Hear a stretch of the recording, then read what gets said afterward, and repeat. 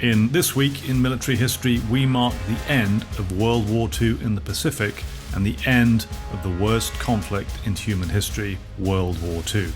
Victory over Japan Day, or more simply VJ Day, is celebrated on August 14th and August 15th, the two dates reflective of the time zones that separate the USA and Japan. The official VJ Day commemoration in the USA, although not the UK, is actually 2nd of September, the day that Japan formally surrendered. Japan's attack on Pearl Harbor in December of 1941 forced the United States to respond with a declaration of war the very next day. Germany, as Japan's ally, then declared war on the United States, turning the war in Europe into a global conflict. Come 1945, the Allies were consistently bombarding Japan from air and sea, dropping over 100,000 tons of explosives on more than 60 Japanese cities and towns between March and July.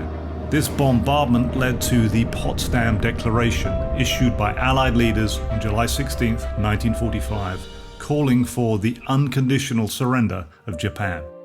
This declaration included the promise of peaceful government to the Japanese people, but also stated that if the Japanese did not acquiesce with the Allies' request, they would face prompt and utter destruction. With the Japanese government refusing to surrender, the United States moved forward with its atomic bomb.